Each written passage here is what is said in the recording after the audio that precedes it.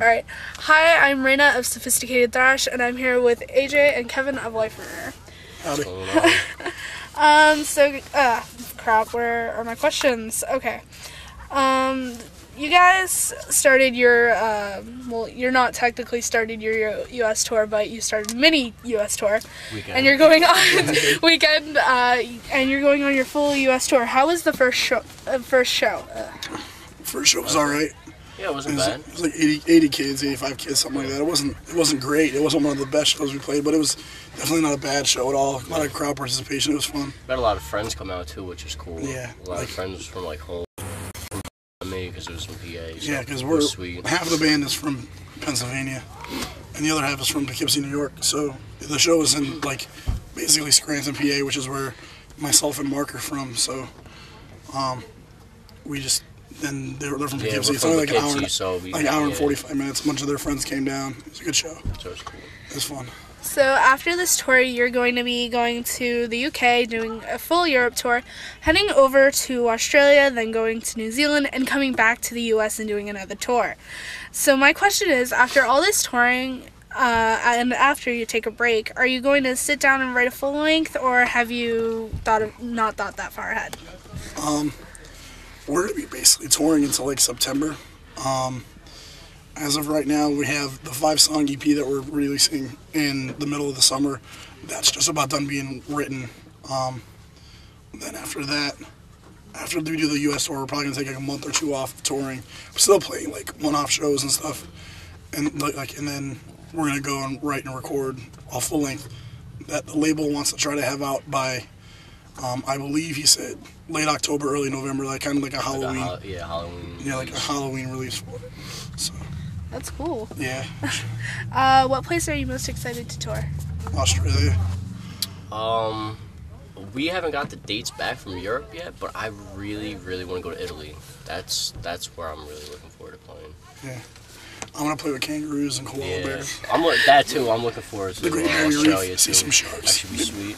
We have a couple of days off. We have a couple of built-in days off on the tour in Australia, so we can go do some stuff. And shit. Yeah. So lucky. Yeah. You guys have been rumored to be the final lineup of Liferuiner. Was this a mutual decision by both old and new members, or were you told by Uprising that this was going to be the final lineup? I think that no band that gets started wants to say that there's going to be a change, or that they're always say that they're the final lineup no matter what. You know what I mean? Like, if you go in saying that you're not the final lineup, then you're not going into it with everything you have. We're all pretty good friends. Yeah. So I like to say that we're pretty solid.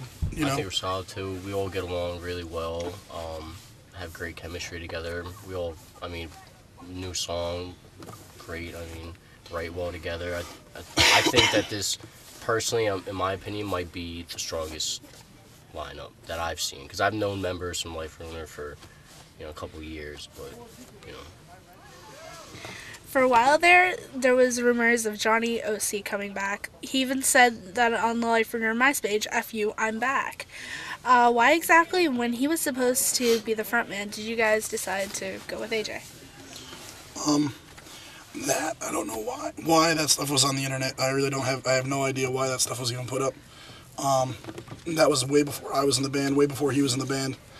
I never got the backstory. I never cared for the backstory, to tell you the truth. If you go to the closest thing to the truth I know about that is on the Wikipedia site. But we all know you can't read everything on there. Everything on there is not true. So that's the only thing I can think of that. As far as me being the singer, our booking agent asked me to be in the thing, to try it, to basically do the band for part-time for the last tour, because they were in a bind with finding people. So he asked me, then they asked me to stay around, and then I stayed on. And that's the way it's been since then, How did you all end up becoming the new Liferuiner? Again, with Danny being our booking agent, he was in a band in New York called Hunter. Well, he still is. And myself and Mark were in a band in PA called Congo. I've been good friends with Danny for about 6 years, and our management had said that the management. This is the story I got from our manager, is that ex-members of Liferuiner wanted to go on tour as Liferuiner. They got a hold of our booking agent, booked the tour, and then, from what I was told, they fell off the face of the earth. Didn't return phone calls, messages, nothing. Our management asked Danny if he wanted to get some of his friends together and go on tour as Liferuiner and be Liferuiner. And he said yes, and that day I got a phone call from him. Quit my job on the spot. Yeah, I got a call from AJ asking if I wanted to play bass. I'm actually enrolled full-time in school, so I was like kind of in a bind, but yeah, I'm still going to school, just doing it, you know, work something out so that I can continue doing school and playing in Liferuiner. That's awesome. Have you gotten any responses, be it good or bad, from the original or older band members? Nothing from the original guys. I don't really talk to them. The only original guy I know of is Johnny O.C. He hasn't said anything to us. Some of the ex-members that have been in the band got a hold of me, like from posting bulletins or whatever. We get responses from them. They all think that it's a good thing that we're doing it. They don't have anything negative to say about it. They all think it's cool that we're doing what we got to do. Like, they're doing this. They did it for the same reasons we're doing it. So they think it's cool that someone else gets a try just because it wasn't for them. You know, it's good that someone else is doing it. Why do you think older fans have such animosity towards you guys?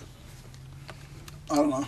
Older fan? What do you mean older fans? Like, like, I mean, no, I'm 22. not like fans, No, but no. like more haters. Excuse me. Well, I don't know. Because we're in sync. We're a made up band. No, We're asked.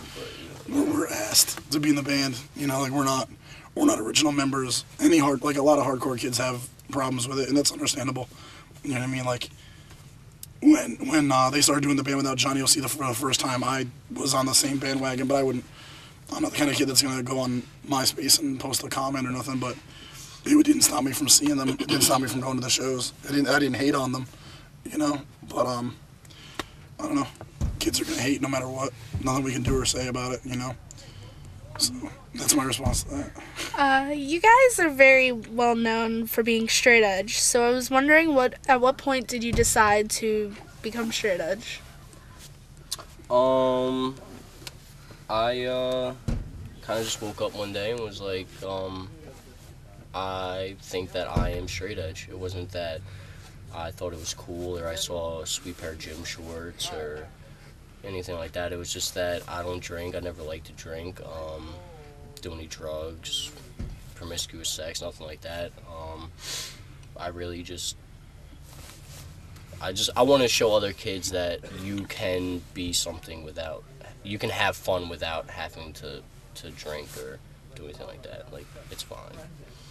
Yeah. At a young age, my dad was an alcoholic and drug addict, and I got to see firsthand how drugs and alcohol ruin lives and families. And at a very young age, I decided I didn't want that to happen to me. And it's just one of those things where you kind of make a decision at that point in time in your life. And I was very young. And I was like, I'm never doing that. And then when I was about 13 or 14, I started going to shows.